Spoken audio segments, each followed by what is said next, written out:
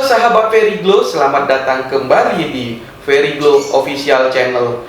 Kali ini kita membahas mengenai seorang pengusaha yang mereka pun juga menganggap perusahaan ini adalah milik mereka semua.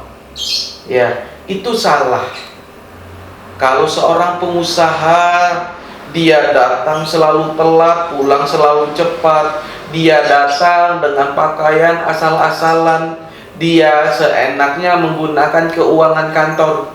Bagi saya itu bukan pengusaha. Seorang pengusaha yang bijak, seorang pengusaha sejati harus bisa mencontohkan, ya, harus bisa mencontohkan buat karyawan-karyawannya. Contoh, kantor buka jam 7.30. Anda sebagai pemilik perusahaan yang merangkap sebagai direksi, datanglah lebih cepat. Apalagi ini perusahaan Anda baru berkembang. Kecuali udah perusahaan kelasnya udah kelas nasional. Ini Anda masih baru. Anda harus bisa lebih dekat dengan karyawan, bisa mencontohkan dengan karyawan. Anda buat kebijakan tapi Anda tidak melakukannya, maka Anda bukan pengusaha yang baik. Bagi saya Anda bukan pengusaha. Ketika Anda minta karyawan Anda pakai ID card, Anda pakailah ID card. Ketika karyawan Anda suruh pakai batik, pakailah batik. Ketika karyawan Anda telat, Anda hukum denda. Ketika Anda telat, dendalah Anda. Jadi jangan bilang ketika Anda menjadi pengusaha, Anda bisa semaunya, nggak bisa.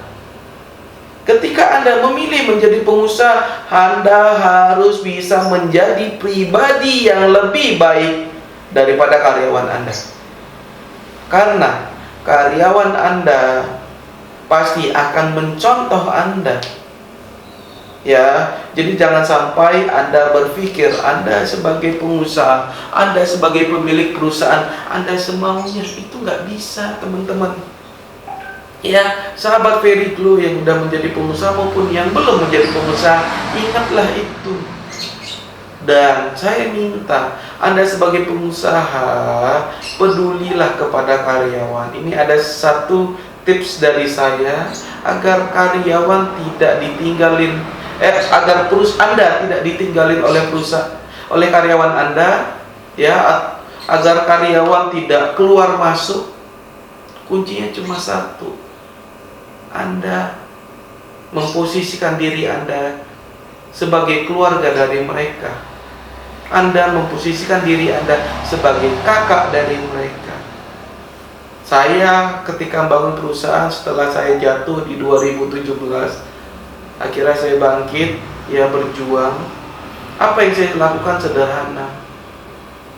Setiap karyawan yang baru masuk, ya, semua karyawan itu saya jadwalkan untuk kunjungan ke rumah. Tujuannya adalah apa? Ya, tujuannya adalah apa? Saya tahu keluarga mereka. Ya, saya tahu kondisi ekonomi mereka. Begitu juga orang tuanya tahu siapa atasannya. Jadi kalau ada karyawan pulang dalam kondisi nangis, orang tua gampang cari atasannya. Saya selalu bilang kepada orang tua,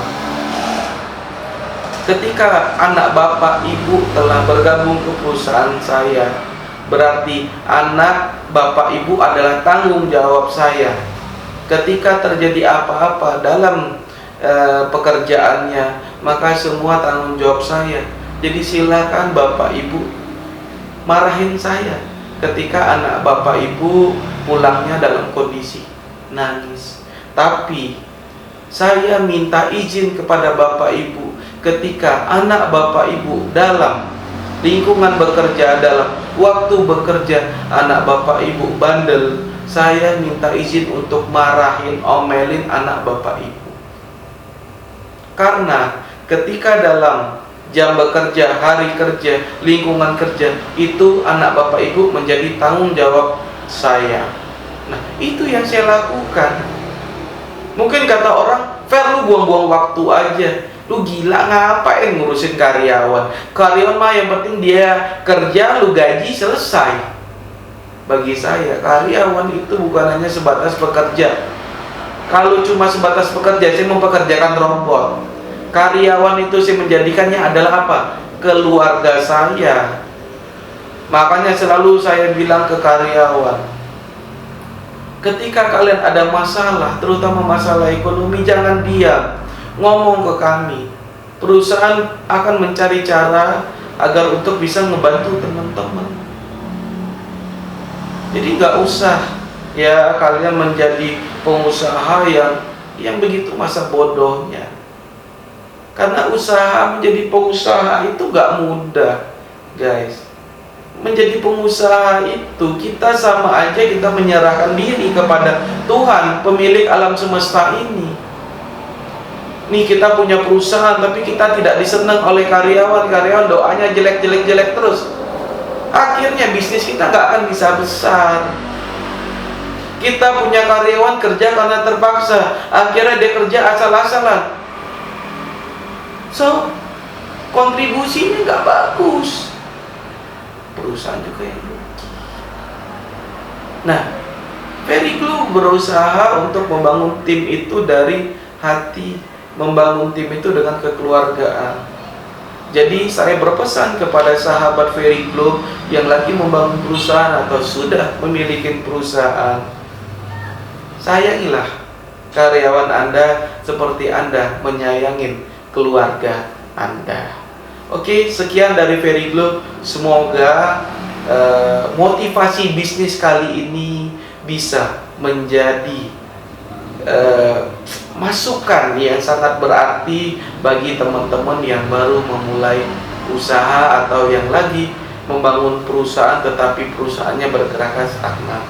So, ubah cara pemikiran Anda, ubah habit Anda, dan jadikan karyawan Anda sebagai keluarga Anda. Terima kasih. Salam produktivitas.